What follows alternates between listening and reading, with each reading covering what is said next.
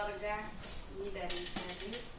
Apa yang disyukuri di tahun 2012? Pertama, mengucap syukur karena kesehatan. Terus yang kedua, penyertaan Tuhan dan tuntunan Tuhan dalam menjalani hidup. Tentunya karena sungguh benar-benar merasakan perubahannya di tahun 2012, semakin mengerti hidup di dalam Tuhan itu seperti apa. Semakin di tahun 2012 mulai komitmen untuk disiplin membaca firman Tuhan, dan itu sangat berpengaruh dalam kehidupan saya. Karena di tengah teman-teman saya, terutama kalau di kampung ya, di Bagan Batu, banyak teman-teman yang mengenal Tuhan. Mereka hidupnya juga ya hidup lebih dominannya ke dunia, hidup menurut dunia gitu kan. Ya karena saya bersyukur karena firman Tuhan, karena saya sudah memutuskan untuk hidup di dalam Tuhan, firman Tuhan itu udah di dalam saya. Jadi saya berani berbeda dengan mereka. Saya berani untuk tidak mengikuti mereka meskipun konsekuensinya harus tidak punya teman, harus dijauhi dengan mereka gitu ya. Terus yang kedua, dalam masa bekerja di tahun 2012 itu memang benar-benar berbeda. Tentunya kan saya bekerja sudah 2 tahun. Tahun 2010 lulus sekolah, 2011 bekerja, dan tahun 2012 bekerja itu sangat berbeda ya antara tahun 2011 dan 2012. Dan di tahun 2012 benar-benar ketika saya memutuskan untuk disiplin dalam baca firman Tuhan, setiap hari, setiap malam saya harus membaca firman Tuhan. Karena memang kan kalau bekerja nggak boleh beribadah, jadi saya harus komitmen, saya tetap disiplin dalam baca firman Tuhan, dan membawa perubahan. Ada perbedaan antara waktu saya bekerja di tahun 2011 dan di tahun 2012. Dan di tahun 2012 saya bekerja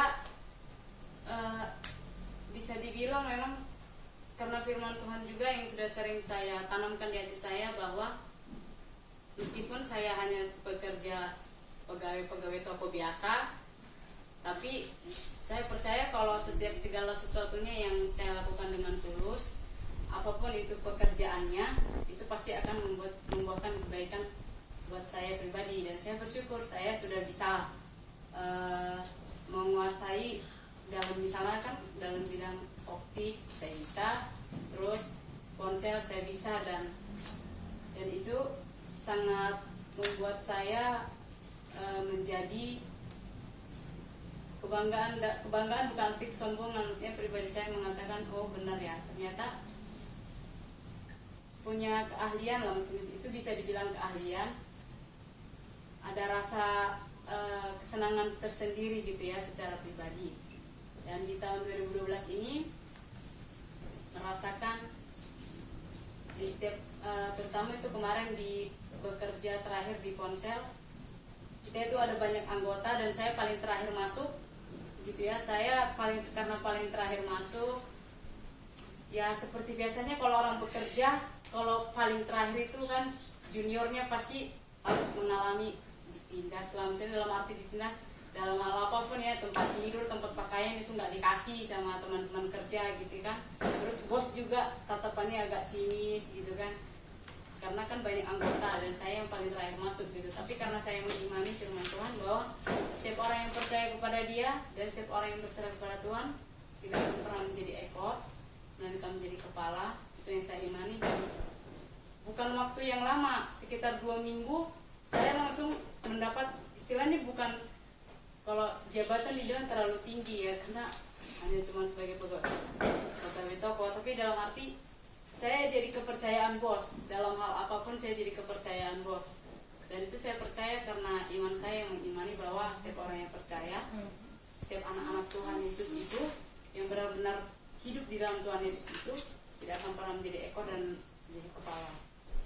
Dan yang ketiga, pergumulan di tahun 2012 itu saya sangat bersyukur karena semakin hari setiap pergumulan itu ada, saya sangat merasakan saya semakin mencari Tuhan. Setiap pergumulan yang ada, sebesar apapun itu, baik pergumulan pribadi, keluarga, itu membuat saya semakin mengubah karakter saya, dan saya semakin tetap berprinsip bahwa segala sesuatu apapun yang saya alami, saya percaya ketika saya berserah kepada Tuhan Yesus akan menyelesaikannya bagi saya.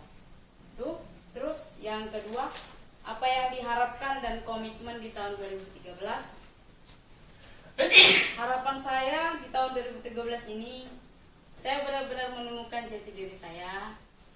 Saya benar-benar mengerti kehendak Tuhan, apa sih yang Tuhan mau dalam hidup saya gitu kan.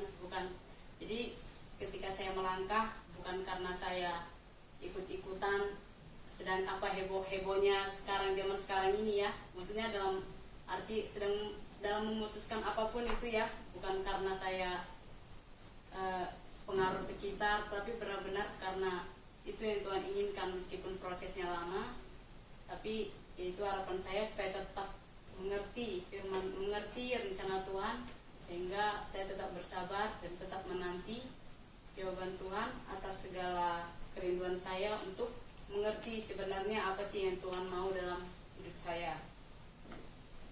Terus yang kedua, di tahun 2013 ini saya berharap tentunya nanti bulan Februari umur saya sudah 23 tahun. Saya berharap saya bisa lebih dewasa dalam berpikir, baik itu juga berbicara, bertingkah laku juga lebih dewasa. Terus yang ketiga, saya berharap di tahun 2013 ini saya bisa menjadi anak yang lebih dewasa, bukan hanya karena umurnya, tetapi sikap saya bisa lebih baik, saya bisa lebih taat kepada orang tua, baik di sini kan tulang nan tulang, saya lebih mengasihi keluarga, baik yang di Bagan Batu, baik seluruh keluarga yang ada di semua keluarga besar Panjaitan, terutama yang di sini, Cok Kurnia Mikael, tulang nan tulang, supaya saya bisa benar-benar melakukan apapun yang saya lakukan di rumah ini, supaya saya berharap saya bisa mengerti dan saya boleh melakukannya dengan hati yang tulus. Komitmen saya akan tetap menjadi pribadi yang sungguh-sungguh hidup dalam firman Tuhan, dan saya akan tetap disiplin dalam membaca firman Tuhan. Pagi dan malam saya akan tetap menyediakan waktu untuk firman Tuhan, dan saya tidak akan menjadikan membaca firman Tuhan itu bukan rutinitas, tapi komitmen saya akan semakin lagi mencari suara Tuhan dengan merenungkan firman Tuhan tentunya dalam hidup saya, karena saya percaya hanya karena firman Tuhan dan hanya karena Tuhan Yesus saya bisa ada sampai tahun 2013 ini.